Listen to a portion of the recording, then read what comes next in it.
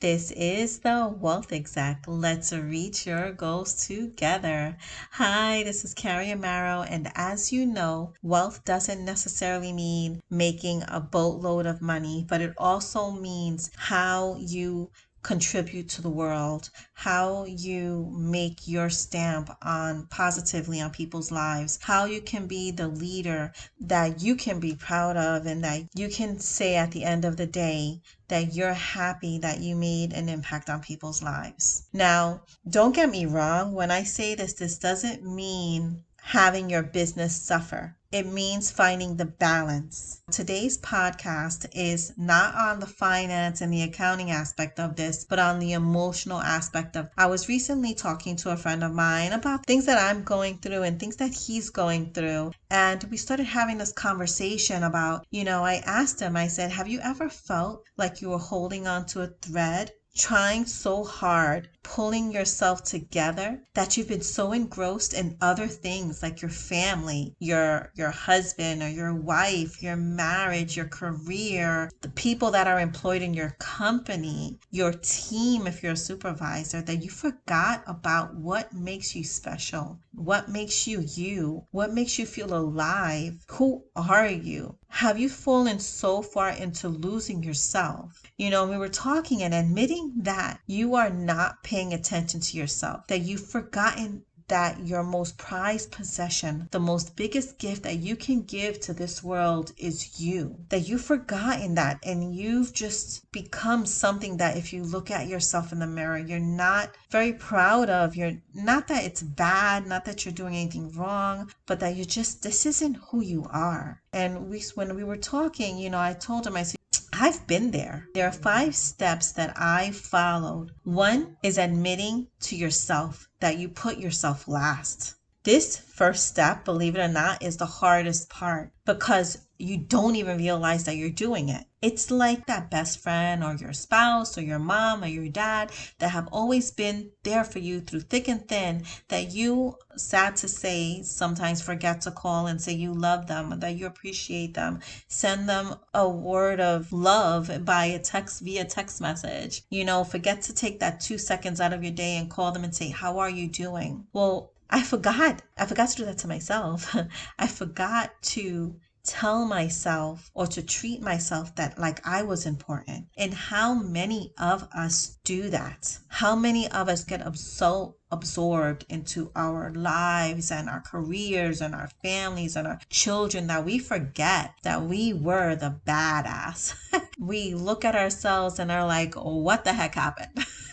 Like, what happened to paying attention to you? So after you do step 1 and admit to yourself, no matter how painful it is, that you have forgotten to find yourself important, step 2 is brainstorming.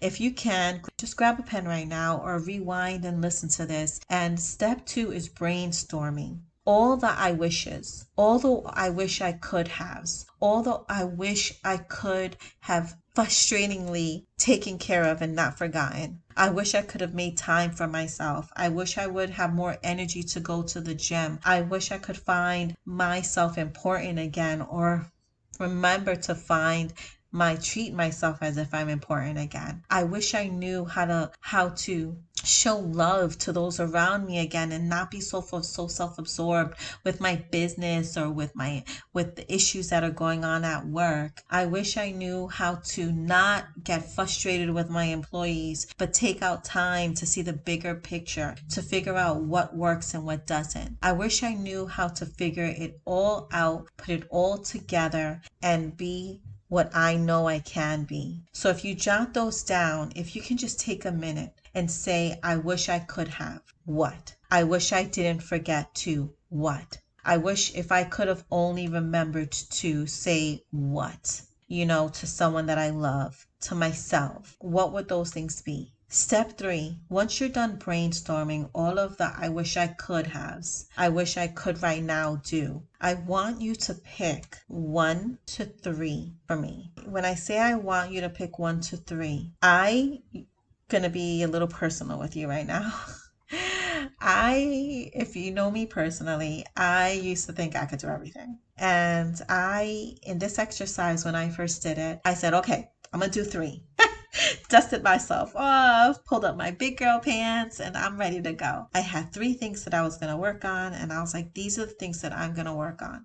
And to be 100% honest with you, about a month in, I realized if I'm lucky, I can only do 2. And that's what the struggle. Because in the midst of the realization that you've forgotten about the one thing that you should be truly finding important, the one thing that holds everything together, because without you, your health, nothing else matters. We must not forget that we realize in the midst of living life, we have to find balance, to find ourselves important and to keep ourselves a priority. How to get the most out of the relationship you have with yourself is only going to impact the relationships that you have around you. But I'm going to keep it real. In the midst of being gung-ho and saying, oh yeah, I'm going to make time for myself. I'm going to make time to have that energy to go to the gym 7 days a week, do my cardio for 60 minutes and lift weights. And I'm going to come home and pre-pack my meals. And I'm going to not drink as much coffee as I'm drinking now. And I'm going to find this important for myself. The reality is you still have a mortgage to pay, or you still have a rent to pay. You still have employees that need you. You still have a company that needs to run. You still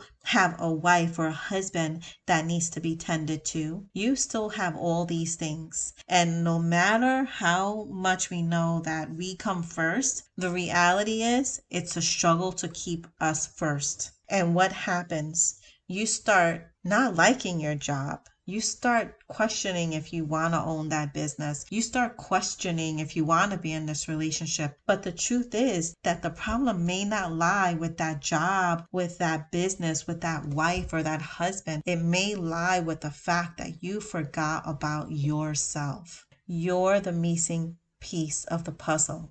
You're the missing function in your job. You're the missing function in your life. So in addition to trying to appreciate yourself and how blessed you are and how you have money coming in, or how you have that person that loves you so much, you have to remember that you lost something that was so important and you need to find it again. And in the midst of finding it again, you remember that you stand for honor, you stand for integrity in all you do, whether that be in your relationship with your kids, with your spouse, with your profession, with the company you own. But one thing I have to tell you, don't bite off more than you can chew.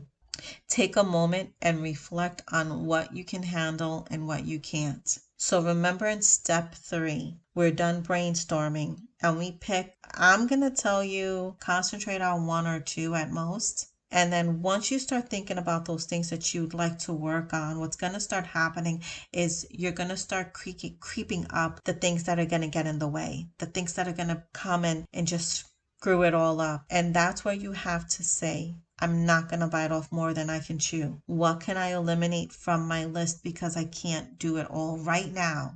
And start eliminating things and start making steps or find actions that can be taken that can help you move the 1 or the 2 things that you just want to concentrate on for the next month or so. Step 4, learn to love and appreciate yourself. I've learned to do this through meditation, actually. Learning how to understand that you are not your feelings. You are not your emotions.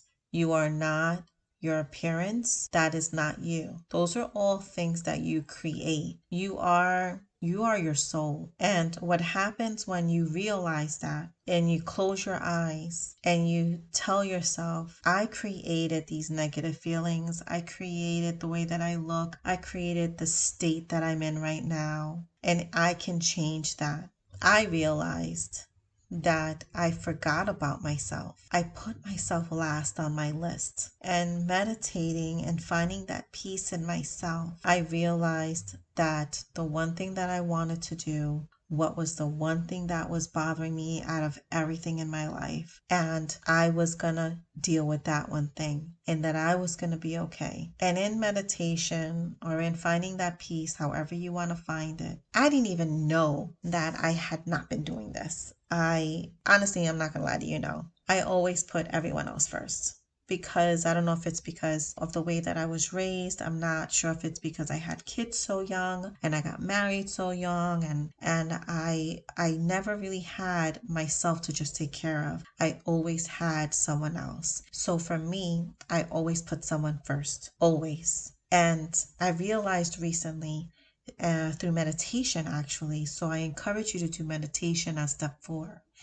That if you take away all of your feelings, if you take away the state of being that you're in right now, if you take all of that away and you just say, I'm not any of that. I'm not the way that I look. I'm not the way that I feel. I'm not the state that I'm in. I am just like my soul. I'm me. And I need to find myself important. And you can, when you meditate, you bring yourself to, I mean, for me, it happened where I actually was meditating and I actually was able to see myself, and I gave myself a hug.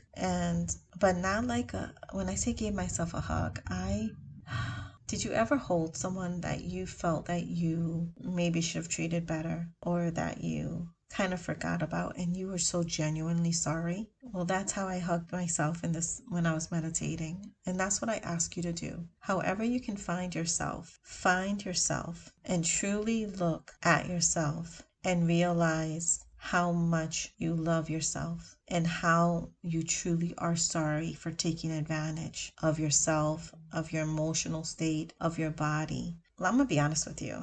I always kept it together. And I took advantage of myself and I burnt myself out, and I had to learn how to bring myself back. And I did that through step 1, admitting to myself that I had forgotten about myself, admitting to myself that I didn't have everything under control. Step 2, brainstorming all of the I wishes. I wish I could lose the 30-40 pounds that I gained. I wish I could learn. I wish I could get control of my feelings. Step 3, taking 1 or 2 or 3 of those things and honestly telling yourself seriously, out of all of those three things that you come up with, which one affects you the most, and taking that one. I recommend the 1. If you want to do 2, fine.